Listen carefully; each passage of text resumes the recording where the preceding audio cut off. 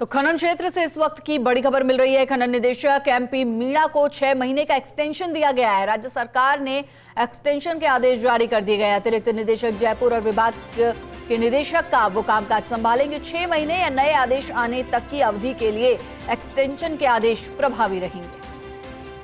तो बड़ा अपडेट खनन क्षेत्र से, खनन विभाग से जुड़ा। खनन निदेशक एमपी मीणा को 6 महीने का एक्सटेंशन दिया गया है। अगले आदेश जब तक नहीं आ जाते तब तक ये आदेश प्रभावी रहेंगे। राज्य सरकार ने ये एक्सटेंशन आदेश जारी किया गया है, यानी कि उनके कार्यकाल को 6 महीना और बढ़ाया गया है।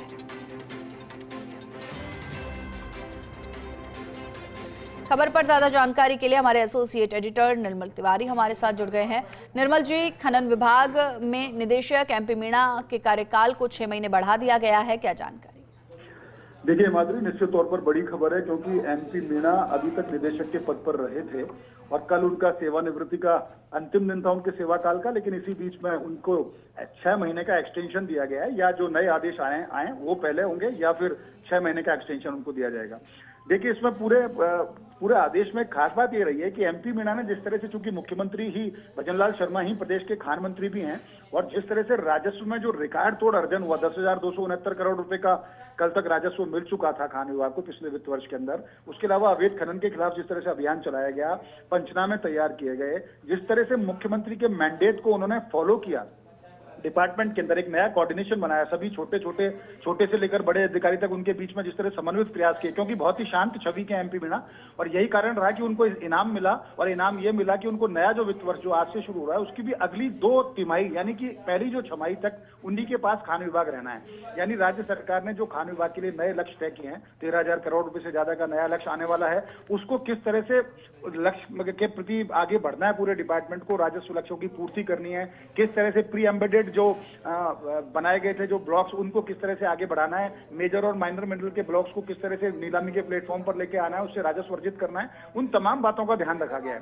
तो मुख्यमंत्री की गुड बुक में थे एमपी मीणा, उसका उनको लाभ मिला। जिस तरह से मुख्यमंत्री की मंशा थी कि प्रदेश के अंदर अवैध खनन को समाप्त किया जाए, उसमें उन्होंने जो काम किया उसका उनको लाभ मिला। उन्होंने राजस्व अर्जन में जो नया रिकॉर्ड पूरी टीम के साथ कायम किया उसका उनको लाभ मिला। तो निश्चित तौर पर इस मायने में बड़े आदेश हैं कि एमपी मीणा को ही एक्सटेंशन दिया गया, क्योंकि इस बात के कयास लगाए जा रहे थे कि कोई आईएएस अधिकारी के पास दोबारा से पद जा सकता है खान निदेशक का, या विभाग के कौन अधिकारी होते हैं नए निदेशक बन सकते हैं। उसमें बीएस सोढ़ा का भी नाम था, क्योंकि सीनियरिटी में बीएस सोढ़ा सबसे आगे थे। उसके बाद महेश माथुर का नाम, महेश माथुर बड़े काबिल अफसर माने जाते हैं। और जिस तरह से उनका और एमपी मीणा के बीच में कोऑर्डिनेशन था, वही कारण था कि खान विभाग ने जो एक रिकॉर्ड राजस्व अर्जित किया, अभियान चलाया, और तमाम तरह की अगर एमनेस्टी योजना की बात करें, बकाया वसूली की बात करें, तो इन दोनों अधिकारियों का कोऑर्डिनेशन लाजवाब था।